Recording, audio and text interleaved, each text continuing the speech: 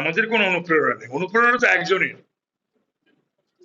আমাদের কোনো অনুপ্রেরণা নেই। আমাদের কেন অনুপ্রেরণা? কেউ যদি তৃণমূল করতে না চায় তাহলে পরে কি বিজেপির দায়িত্ব নিতে হবে যে না ভাই তোমরা তৃণমূলের এমএলএ থাকো, কাউন্সিলর থাকো, রাজ্যসভায় থাকো, লোকসভায় থাকো, এই দায়িত্বটা তাহলে বলো আমরা নিই।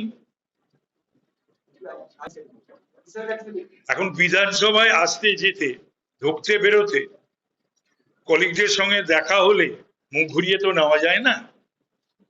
এবং যাদের সঙ্গে দীর্ঘ দিনের একটা সম্পর্ক ছিল বা তারা বিধানসভার সদস্য, তো আমি একটা শাসক দলের সিনিয়র মেম্বার হিসাবে তারা ডাকলে কথা বললে কি আমি সরে যাব? আমাকে তো দেখলেন আপনারা সবাই যে সকলে আমার সঙ্গে ডেকে কথা বললেন, আমি কথা বললাম। সেটা আমি জানি না কটা ব্লক না ব্লক, সেটা ওরা বলতে পারবে। তবে এটা ঘটনা আমরা জানি ওদের সকলেই তো বিরোধী যারা আছে, আদার দেন আস, আমরা ছাড়া আর যারাই আছে তারাই তো বিরোধী, বিরোধী দলের সদস্য। ওই সকল বিরোধীদের তো আমাদের সময় দিতে হবে, টাইম দিতে হবে বলার জন্য।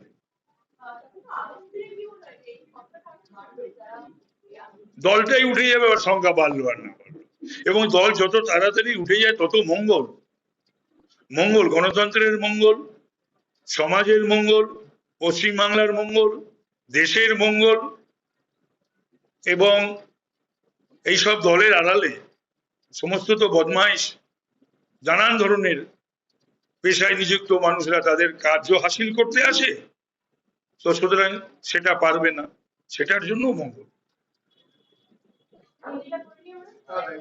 একটা প্রশ্ন, নতুন তৃণমূল বা বিদ্রোহী তৃণমূল বন্দ্যোপাধ্যায়ের নেতৃত্বে এবং বিরোধী দলের তার মর্যাদা দিয়েছে তাকে যেমনি লোকসভার ক্ষেত্রেও দেখা যাচ্ছে যে একই রকম সেই ভাঙনের ছায়া, সেখানে কাবুলি বন্দুকধারীর নেতৃত্বে এখন অব্দি যা জানা যাচ্ছে অন্তত 18 জন সাংসদ লোকসভায় তারা সই করেছে, দলের প্রতি অনাস্থা জানিয়েছে এবং তারা স্পিকারের অফিসে চিঠি দিয়েছে বলে জানা যাচ্ছে। এই যে ভাঙন তৃণমূল, তাকে আপনি কি বলবেন? না, তৃণমূলে নির্বাচনের পর ভাঙন অব্যাহত এবং এই ভাঙন চলবে। আমার কাছে যে খবর, সুখেন্দু শেখর রায় রাজ্যসভা থেকে পদত্যাগ করেছে, এবং ওই যে 18টা বলছো ওই সংখ্যাটা আমার কাছে খবর আরো বেশি,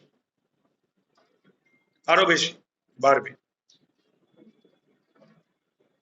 সুতরাং তৃণমূলের ডেস্টিনি, এটাই হবার ছিল। আমি বহু আগে থেকে বলছি, এটা নিশ্চয়ই আমার সাংবাদিক বন্ধুরা ভাইরা জানেন, এটাই তৃণমূলের ভবিতব্য, এটা তৃণমূলের হওয়ার ছিল, সেটাই হচ্ছে। তার কারণ হচ্ছে মমতাকেই মানুষ মেনে নিতে পারছে না, মানুষ পরিত্যাগ করেছে। এমএলএ এমপিরা মমতাকেই মেনে নিতে পারছে না, সেখানে অভিষেককে কি করে মেনে নেবে? কি করে মেনে নেবে ওই ডেপো ছেলেটাকে? সে নাকি লিডার পার্লামেন্টের। তো সুতরাং যার সেলফ রেসপেক্ট রয়েছে বা ডিগনিটি বোধ রয়েছে তার পক্ষে মেনে নেওয়া সম্ভব নয়। তারপরে নাকি মমতা ব্যানার্জি মিটিং এ বলছেন অফিসে গেলে উঠে দাঁড়াও, স্ট্যান্ডিং ওভেশন দাও। এটা জানি না, এটা যদি কারোর আত্মমর্যাদা বোধ থাকে তাহলে সে তৃণমূল কংগ্রেস করবে না।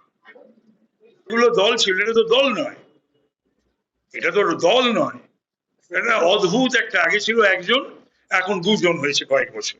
তো সুতরাং এটা রাজনৈতিক দল হলে সেটা বলা যায়, তৃণমূল তো একটা রাজনৈতিক দল নয়, সেটা তো বোঝা যাচ্ছে, সেটা তো আজকে বুঝতে পারছে।